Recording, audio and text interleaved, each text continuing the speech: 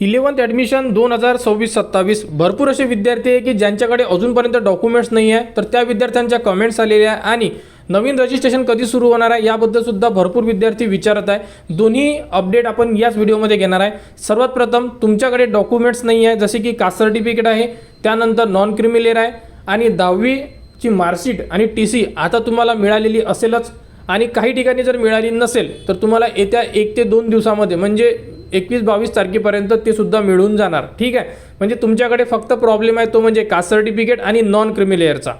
तर बघू शकता प्रवेशासाठी आवश्यक कागदपत्रे कोणकोणते लागणार आहे आणि पहिला जो बॉक्स आहे हाच आपल्यासाठी इम्पॉर्टंट आहे। बघा, SSC मार्कशीट आणि SSCची तुम्हाला लिव्हिंग सर्टिफिकेट म्हणजे TC हे दोन्हीही संपूर्ण विद्यार्थ्यांसाठी कंपल्सरी असणार आहे तुम्हाला प्रवेशासाठी। ठीक आहे, त्यानंतर बघा कास्ट सर्टिफिकेट कोणाला लागेल, SC ST VJNT OBC SBC आणि SCBC या कास्टमध्ये जेवढे विद्यार्थी येत असेल ते विद्यार्थी कास्ट सर्टिफिकेट देणार, कंपल्सरी आहे।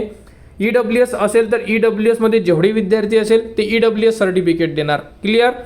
नॉन क्रिमिलेअर कोण देणार बघा, यामध्ये VJNT OBC SBC आणि SCBC एवढ्या कास्ट फक्त नॉन क्रिमिलेअर देणार, यामध्ये SC आणि STचा समावेश नाही आहे। क्लिअर, म्हणजे SC आणि STला नॉन क्रिमिलेअर लागत नाही, फक्त एवढ्या ज्या कास्ट दिलेल्या आहे यांनाच नॉन क्रिमिलेअर लागणार आहे। तर फॉर्म भरत असताना तुम्हाला अडचणी कुठं चाललेल्या आहे, नॉन क्रिमिलेअरमध्ये। ठीक आहे, आणि कास्ट सर्टिफिकेटमध्ये सुद्धा जात आहे, तर यासाठी काय ऑप्शन आहे हे सुद्धा तुम्हाला याच व्हिडिओमध्ये दाखवतोय।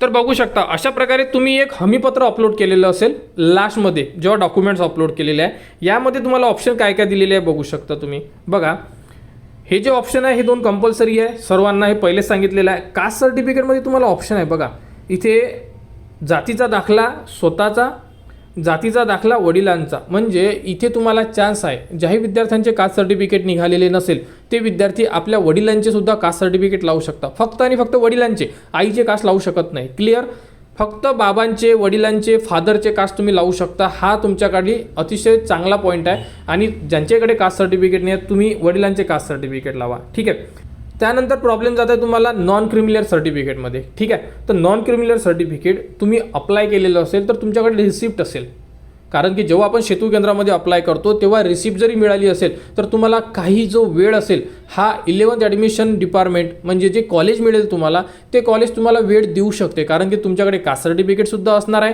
त्यानंतर तुम्ही जे नॉन क्रिमिलेअरला अप्लाय केलेलं आहे त्याबद्दलची पोचपावती जी असेल तुमच्याकडे समजा, त्यासाठी ते जर तुम्ही सबमिट केली तर तुम्हाला थोडा वेळ मिळेल की आम्ही 8 दिवसात जे की तुम्हाला टाईम पिरियड दिलेला असेल तेव्हा आम्ही सबमिट करू म्हणून, हा एक चान्स राहणार आहे तुमच्यासाठी।